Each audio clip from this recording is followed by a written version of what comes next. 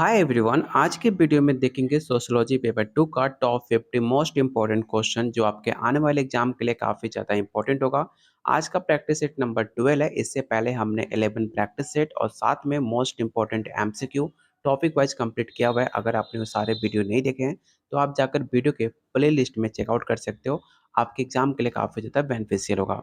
तो चलिए शुरू करते हैं आज का पहला क्वेश्चन। लेकिन उससे पहले अगर आप बीपीएससी स्टेट या झारखंड लेडीज सुपरवाइजर की तैयारी कर रहे हो तो आप लोग के लिए 15 प्रीवियस ईयर क्वेश्चन जिसके अंदर आपको BPSC state other state UP Jharkhand सबका प्रीवियस ईयर क्वेश्चन मिलेगा। साथ में 10 प्रैक्टिस सेट मिलेगा जिसे आप अटेम्प्ट करके अपने स्कोर को देख सकते हो कितना आप स्कोर कर पा रहे हो। साथ में मोस्ट इंपॉर्टेंट एनसीईआरटी क्लास 11-12 का चैप्टर वाइज क्वेश्चन आंसर, क्योंकि जस्ट अभी आपका बीपीएससी 3.0 बिहार में कंप्लीट हुआ है। उसमें आपका एनसीईआरटी से 25 से 30 क्वेश्चन डिटो आपको मिले थे। और साथ में आपको टॉपिक वाइज एमसीक्यू ऐसे टॉपिक्स जो आपके एग्जाम में हर बार पूछे जा रहे हैं, उस टॉपिक से आपको प्रैक्टिस के लिए बहुत सारे क्वेश्चन दिए जा रहे हैं जिससे आप बेटर तैयारी कर पाओ आपके एग्जाम के लिए। इतना कंटेंट आपको सब कुछ मिलेगा सिर्फ 300 में। साथ में आपको गाइड भी किया जाएगा कैसे एग्जाम की तैयारी करनी है, कैसे आपको अपनी तैयारी करनी है। कोई भी डाउट होता है तो आप मुझसे बात भी कर सकते हो। अगर आप इंटरेस्टेड हो लेने में, अगर आप सीरियस हो अपने फ्यूचर को लेकर, तो आप मुझे इस नंबर पे व्हाट्सअप करके बाकी डिटेल्स आप यहाँ पे ले सकते हैं। तो चलिए शुरू करते हैं आज का पहला क्वेश्चन। पहला क्वेश्चन है, नशा मुक्ति केंद्र निम्नलिखित में कौन सी सुविधाएं प्रदान करती है? मोस्ट इंपॉर्टेंट क्वेश्चन है पहला ही। पहला ऑप्शन है परामर्श, ऑप्शन बी है मेडिकल सहायता, ऑप्शन सी है यौगिक आसन या ऑप्शन डी उपरोक्त में से सभी।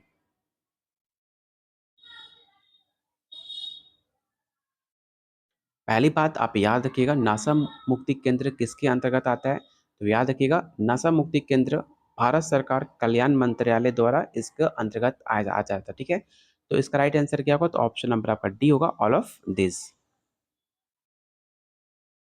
अगला क्वेश्चन है, निम्नलिखित में कौन सा भारत में सांस्कृतिक विविधता का सूचक नहीं है?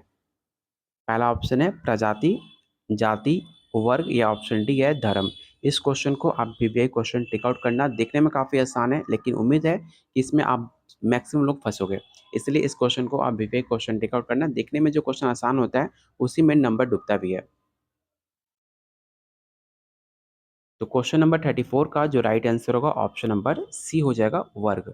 यहाँ पे आप ध्यान से पढ़ भी सकते हो। वर्ग भारत में सांस्कृतिक विविधता का सूचक नहीं माना जाता। जाति, प्रजाति, धर्म, कर्म आदि भारतीय संस्कृति का मुख्य अवधारणाएं हैं। आप इसका स्क्रीनशॉट ले सकते हो। अगर आपने पेड नोट्स लिया हुआ तो आप इस लाइन को जरूर नोट डाउन कर लेना अलग एक नोटबुक में। क्वेश्चन नंबर 35 है, निम्नलिखित में कौन लिंग समानता से संबंधित है? पहला ऑप्शन है आर्थिक सशक्तिकरण, समतावादी संबंध, महिलाओं की स्वतंत्रता और स्वाधीनता या ऑप्शन डी है शक्ति तथा अन्य संसाधनों तक समान पहुंच।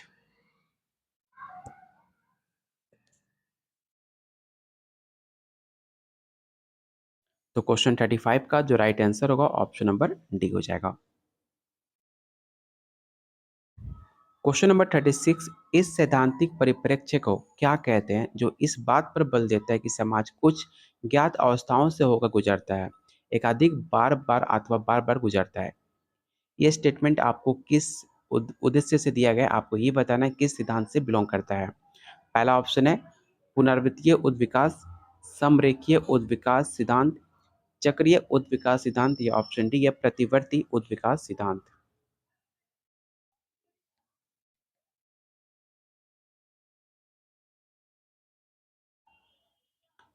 तो क्वेश्चन नंबर 36 का जो राइट आंसर हो जाएगा ऑप्शन नंबर सी हो जाएगा, चक्रीय उद्विकास सिद्धांत से। अगला क्वेश्चन थोड़ा इंपॉर्टेंट है इसलिए आप ध्यान से ऑप्शन को रीड करना। आपको बताना है कि मानव विकास का प्रमुख पहलू कौन सा है। इस क्वेश्चन को तो आप विवेक क्वेश्चन टेक आउट करना क्योंकि सवाल काफी इंपॉर्टेंट है। अभी तक आपके 3 बार प्रीवियस ईयर क्वेश्चन में सवाल देखने को मिल चुका है सेम टू सेम। तो पहला ऑप्शन है जीवन प्रत्याशा। तो एक तरह से आपका जीवन प्रत्याशा मानव विकास का प्रमुख पहलू माना भी जाता है। सेकंड है आपका साक्षरता मतलब एजुकेशन, तो ये भी आपका मानव विकास के अंतर्गत ही आता है। थर्ड है आपका रहन सहन की दशा, आप कैसे रहते हो मानव जीवन में, ये भी आपके लिए इंपॉर्टेंट फैक्टर होता है। चौथा ऑप्शन है प्रौद्योगिकी उन्नति और पांचवा आपका ऑप्शन है प्राकृतिक संसाधनों की खोज। 3 जो आपका प्रमुख पहलू है, ठीक है, वो है आपका 1, 2 और 3। तो इसलिए इसका राइट आंसर क्या होगा? तो ऑप्शन नंबर सी हो जाएगा। इसे आप स्क्रीनशॉट ज़रूर रख लेना। यहाँ पर दिया भी गया, आप इसे पढ़ भी सकते हो। क्वेश्चन नंबर 38 है, आपको बताना है कि आधुनिकीकरण के संबंध में निम्नलिखित व्याख्याओं पर विचार कीजिए। तो आधुनिकीकरण को लेकर आपको इसकी व्याख्याएं दी गई हैं। आपको सारे ऑप्शन, 2 ऑप्शन दिए, दोनों ऑप्शन को रीड कीजिए और बताइए कौन सा ऑप्शन सही है, दोनों सही है कि दोनों गलत है कि एक सही है, एक गलत है। तो सारे ऑप्शन को आप रीड कीजिए और बताइए इसका राइट आंसर क्या हो सकता है।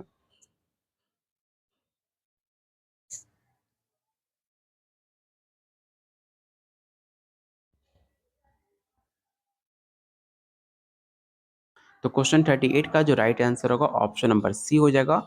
1 और 2 दोनों सही है, ऑप्शन सी। कौन सी संस्था कृषक समाज व्यवस्था से संबंधित नहीं है? पहला ऑप्शन है जाति, संयुक्त परिवार, द्वितीय आयोग या ऑप्शन डी है कुटीर उद्योग।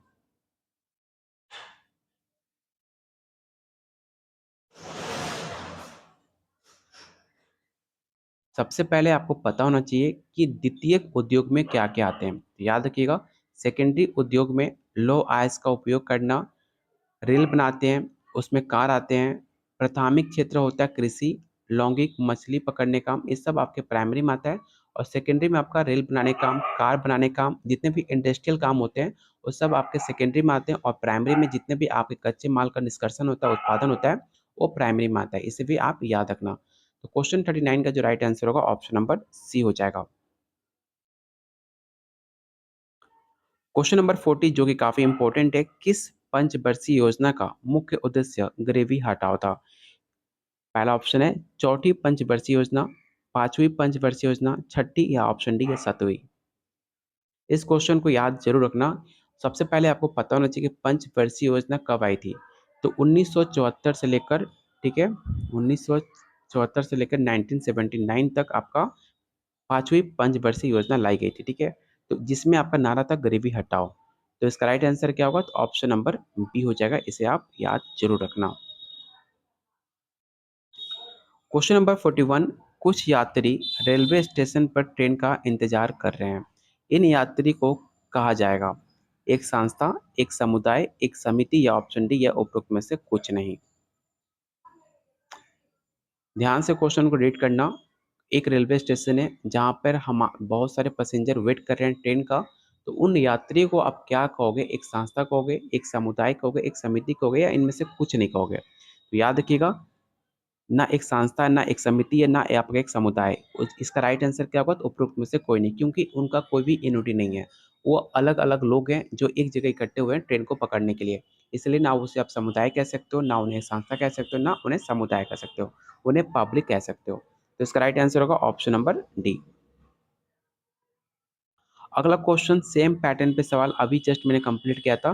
पांचवी पंचवर्षीय योजना जो मैंने बताया था 1974 से लेकर 1969 तक आपका हुआ था। लेकिन इस क्वेश्चन में आपसे पूछ लिया कि छठी पंचवर्षीय योजना कब हुआ था। अगर आपको पिछला याद होगा तो जस्ट आप उससे एक बार आगे जा सकते हो। जब आपका पांचवी पंचवर्षीय योजना 1974 से लेकर 1979 तक थी, तो आपका पांचवी पंचवर्षीय योजना हुआ। छठी कब होगी? जस्ट इसके बाद होगी, मतलब 90 से 80 से लेकर 1985 तक। ठीक है। तो ऐसे आप याद रखोगे तो आपको लाइन टू लाइन सब याद हो जाएंगे। तो क्वेश्चन नंबर 42 का राइट आंसर क्या होगा? तो ऑप्शन नंबर ए हो जाएगा। क्वेश्चन नंबर 48 43 है, लुई ड्यूमा ने जाति को निम्नलिखित में किस आधार पर संप्रकृत किया था? तो ऑप्शन को रीड कीजिए और बताइए क्वेश्चन नंबर 43 का राइट आंसर क्या हो जाएगा।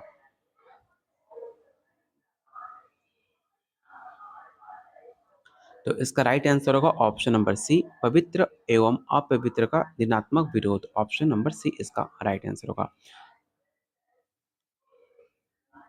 क्वेश्चन नंबर 44 है, सामाजिक परिवर्तन संबंधी किस सिद्धांतकार का विचार दबाव सिद्धांत पर आधारित है? पहला ऑप्शन है रॉल्फ डार्फडफ, कोजर, टाइनवी या ऑप्शन डी है स्पेलेंगर।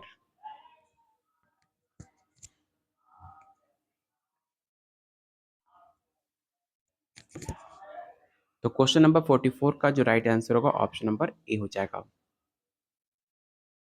निम्न में कौन सा विकास के गांधीवादी पक्ष का भाग नहीं है?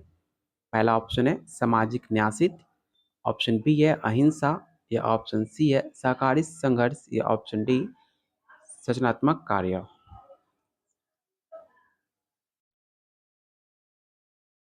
तो इसका राइट आंसर ऑप्शन सी हो जाएगा। सामुदायिक पुलिस व्यवस्था का लक्ष्य निम्नलिखित के माध्यम से अपराध को रोकने और नियंत्रित करना है। पहला ऑप्शन है जनता, पुलिस, पुलिस तथा जनता, या ऑप्शन डी है सेना। ध्यान से ऑप्शन को रीड करना क्योंकि देखने में आसान है लेकिन आप इसमें गलती भी कर सकते हो।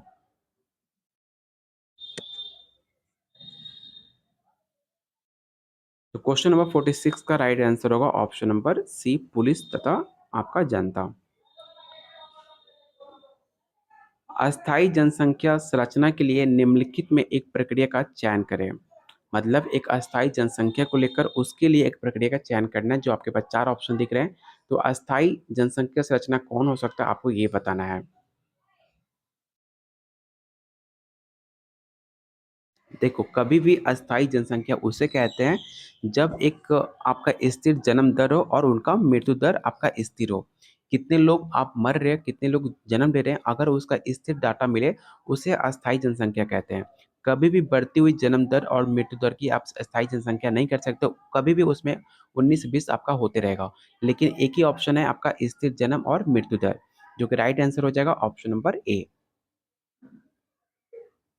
क्वेश्चन नंबर 48 है, आपको बताना है कि निम्नलिखित का वर्तमान जटिलता के अनुसार सही अनुक्रम आप बताइए। तो चारों ऑप्शन को ध्यान से देखिए और बताइए इसका सही क्रम क्या हो सकता है।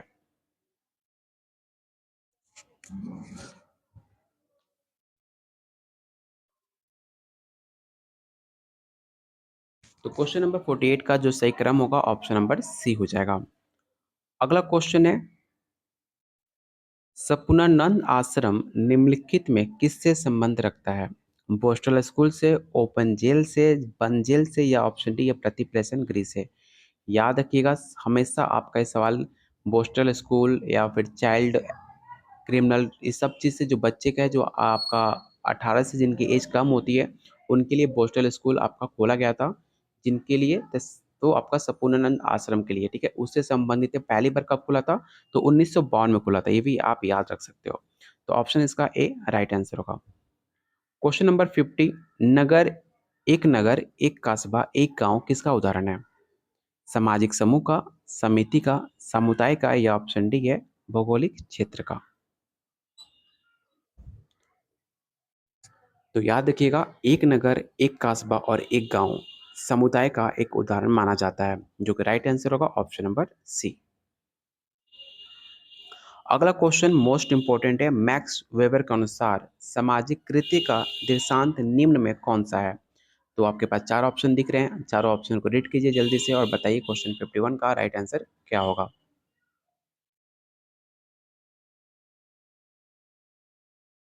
तो क्वेश्चन 51 का जो राइट आंसर होगा ऑप्शन नंबर सी होगा। दो साइकिल सवारों का एक दूसरे से टकराना के बाद भी घुसेबाजी करना, ठीक है।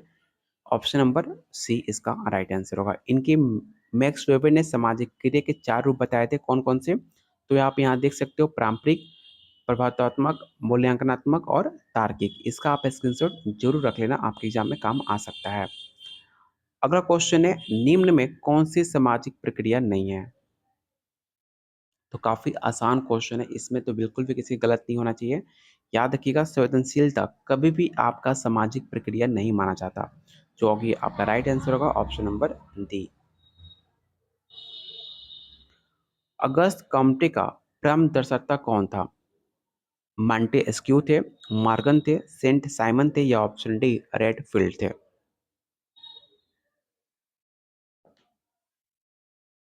तो क्वेश्चन 53 का राइट आंसर होगा ऑप्शन नंबर सी। दुर्किम के अनुसार आधुनिक विधि का प्रकृति क्या है? दमनकारी, क्षतिपूरक, आदर्शात्मक, या ऑप्शन डी या औपचारिक।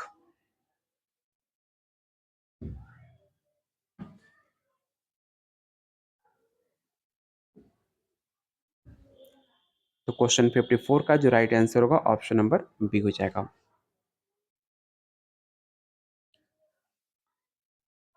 सामाजिक नियंत्रण क्रियाशीलता होता है। आपके पास 4 ऑप्शन है, जल्दी से आप रेड कीजिए और बताइए सामाजिक नियंत्रण क्रियाशीलता क्या होता है।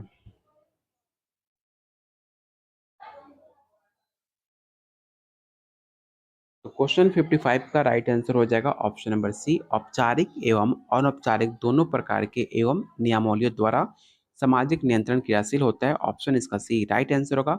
और अभी तक आपने वीडियो सिर्फ देख रहे हो, अभी तक वीडियो को लाइक नहीं किया हो, तो सबसे पहले आप अभी वीडियो को लाइक कर दो और शेयर कीजिए अपने दोस्तों में, अपने ग्रुप्स में, जो भी आपके सोशियोलॉजी एग्जाम की तैयारी कर रहे हैं।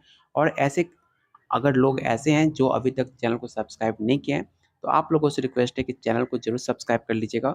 और अगर आप पीडीएफ या कोई भी अपडेट न्यूज़ आपके टीचिंग रिलेटेड या फिर कोई नई वैकेंसी का अपडेट न्यूज़ आप जानना चाहते हो, तो टेलीग्राम ग्रुप को जरूर ज्वाइन करना, क्योंकि इस टेलीग्राम ग्रुप में हम सारे अपडेट इसमें पोस्ट करते रहते हैं, जिससे आपके सारे अपडेट न्यूज़ आपको पता चल सके।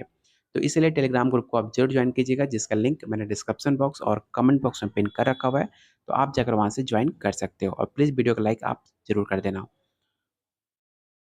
क्वेश्चन नंबर 56 है, पर्यावरण की समस्याओं और पर्यावरण संबंधी ज्ञान में वृद्धि किस बात को आविष्कार नहीं करती है? तो याद रखिएगा क्वेश्चन 56 का राइट आंसर होगा 20वीं सदी के अंत में कोई उत्तरवर्ती या जोखिम संस्थाएं। ऑप्शन बी इसका राइट आंसर होगा। निम्नलिखित में कौन सी सहयोगात्मक प्रक्रियाएं हैं जो नीचे दिए गए पुट में सही उत्तर का चयन कीजिए। तो पहला ऑप्शन है सहयोग, ऑप्शन बी है संघर्ष, ऑप्शन सी है प्रतिस्पर्धा या ऑप्शन डी है सात्मीकरण।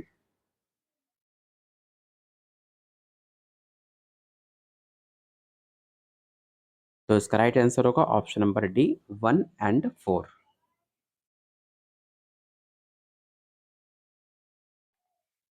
सिद्धांतवादियों का समीक्षात्मक संप्रदाय आर्थिक निश्चयवाद तथा सामाजिक जीवन के अन्य पहलुओं को असंतुलन किस प्रकार ठीक करता है। तो आपके पास चार ऑप्शन दिख रहे हैं, चारों ऑप्शन को आप रीड कीजिए और बताइए क्वेश्चन 58 का राइट आंसर क्या होगा।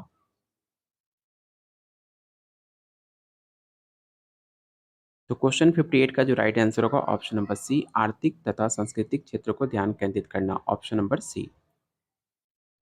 अगला क्वेश्चन मोस्ट इंपॉर्टेंट है, आपको बताना है कि निम्न में कौन सा आर्टिकल पिछड़े वर्गों का कल्याण से संबंधित है। जस्ट मैंने आपको 2 दिन पहले पिछड़े वर्ग के लिए कल्याण से संबंधित आर्टिकल को बताया था। अगर आपने वीडियो देखा होगा तो आप आसानी से इसका आंसर बता सकते हो।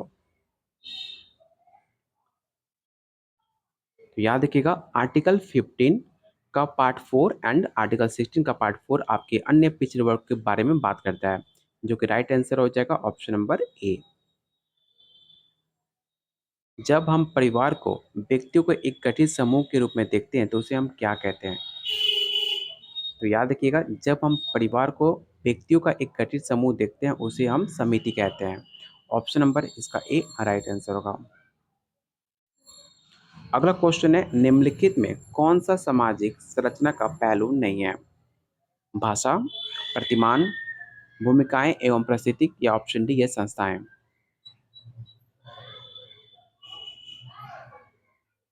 तो इसका राइट आंसर हो जाएगा ऑप्शन नंबर ए भाषा। अगला क्वेश्चन, हिंदू विवाह अधिनियम 1955 निम्नलिखित में किन विवाहों को मनाही करता है। मोस्ट इंपॉर्टेंट क्वेश्चन है, इसे आप जरूर याद रखिएगा। ये सवाल हर बार हर स्टेट में सवाल पूछा जाता है कि कौन सा आर्टिकल, कौन सा आपका नियम था 1955 का जो हिंदू विवाह अधिनियम को विवाह को मनाही करता है। पहला ऑप्शन है सगोत्र विवाह, ऑप्शन बी है सप्रो विवाह, सपिंड विवाह या ऑप्शन डी है उपरोक्त में से सभी। तो क्वेश्चन नंबर 62 का राइट आंसर हो जाएगा ऑप्शन नंबर सी। संस्कृतिकरण से क्या तात्पर्य है। जाति संरचना में परिवर्तन, जाति संरचना का परिवर्तन, जाति संरचना का परिवर्तन या ऑप्शन डी है उपरोक्त में से कोई नहीं। तो इसका राइट आंसर हो जाएगा ऑप्शन नंबर डी उपरोक्त में से कोई नहीं। अगला क्वेश्चन है, प्रौद्योगिक आधुनिकीकरण निम्नलिखित में किसकी ओर ले जाता है। श्रमिक की संख्या में वृद्धि, श्रमिकों का विस्थापन, बाल श्रमिकों को वृद्धि या ऑप्शन डी है संविदा श्रमिकों का वृद्धि।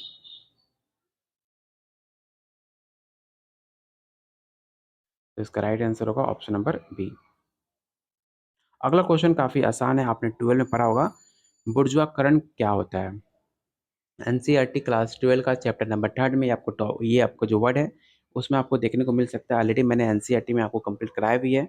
अगर आपने एनसीईआरटी का वीडियो देखा है तो आप आसानी से इसका आंसर बता सकते हो।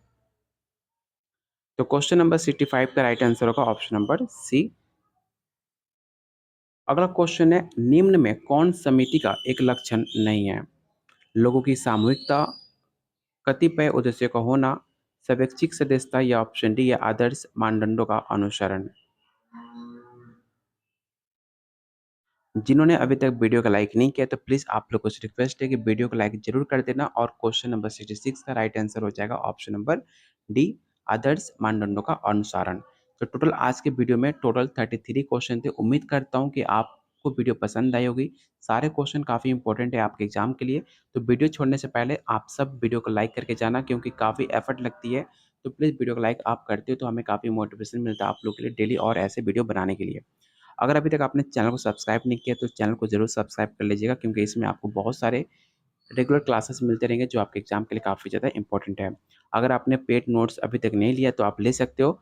15 प्रीवियस ईयर क्वेश्चन जिसके अंदर बीपीएससी स्टेट, अदर स्टेट, साथ में 10 प्रैक्टिस सेट और साथ में मोस्ट इंपॉर्टेंट एनसीईआरटी क्लास 11-12 का चैप्टर वाइज क्वेश्चन आंसर और ऐसे टॉपिक वाइज एमसीक्यू जो बार-बार हर टॉपिक से आपके एग्जाम में क्वेश्चन पूछे जाते हैं, वो सारे टॉपिक वाइज आपको एमसीक्यू दिया जा रहा है।